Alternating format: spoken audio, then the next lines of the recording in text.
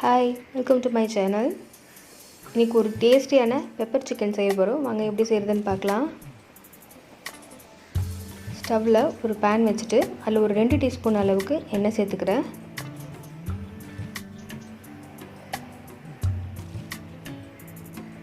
இந்த எண்ணெய் கொஞ்சம் சூடானதுக்கப்புறம் இதில் 3 டீஸ்பூன் அளவுக்கு மிளகு சேர்க்குறேன்.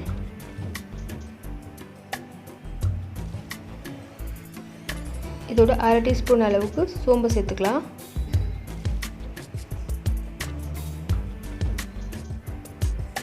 இந்த மிளகு எண்ணெயில் ரொம்ப ரோஸ்ட் ஆகக்கூடாது. லேசாக எண்ணெய் சூடானதுக்கப்புறம் ஸ்டவ் ஆஃப் பண்ணிவிட்டு அந்த சூடுலேயே இது லேசாக வறுத்து எடுத்துக்கலாம். இப்போ இதை ஒரு மிக்ஸி ஜாரில் நல்லா பவுடர் பண்ணி எடுத்துக்கிறேன். அதே பேனில் கொஞ்சம் எண்ணெய் சேர்த்துட்டு அதில் 3 பட்டை 2 லவங்கம் இது எண்ணெயில் சேர்த்துடலாம்.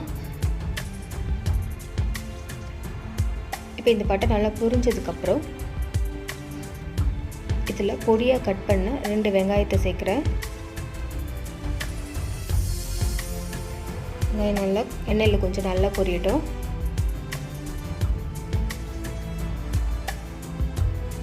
வெங்காயம் வதங்கிறதுக்காக இதில் கொஞ்சமாக உப்பு சேர்க்குறேன்.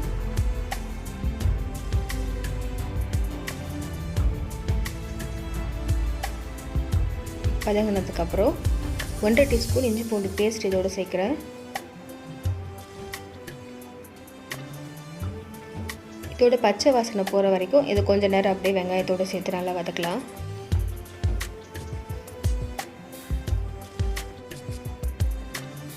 அடுத்து இதில் 3 மீடியம் சைஸ் தக்காளியை மிக்சியில் அரைச்சி வச்சுருக்கேன்.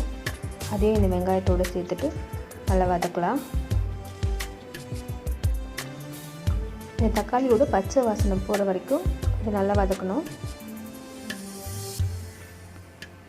இப்போ தக்காளி நல்லா வதங்கிடுச்சு. இதோட 1/2 டீஸ்பூன் மிளகாய்த்தூள்,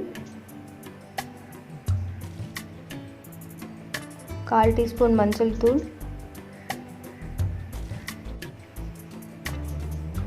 1/2 டீஸ்பூன் கரம் மசாலா சேர்த்ததுக்கப்புறம் இது நல்லா கலந்து விடலாம். இப்போ இதில் 1/2 கிலோ சிக்கன் சேர்க்குறேன்.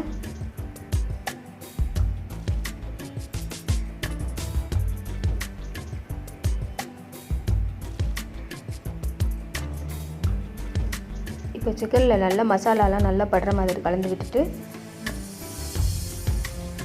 இதில் கொஞ்சமாக தண்ணி சேர்த்துட்டு ஒரு மூடி போட்டு இதை கொஞ்சம் நேரம் வேக விட போகிறோம்.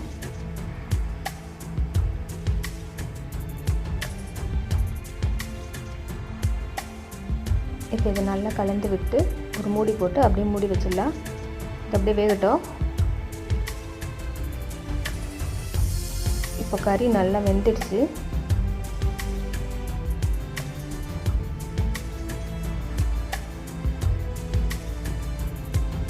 இப்போ இதில் நம்ம அரைச்சி வச்சுருந்த மிளகுத்தூளை சேர்த்துடலாம். உப்பு வேணாலும் இந்த ஸ்டேஜில் சேர்த்துக்கலாம்.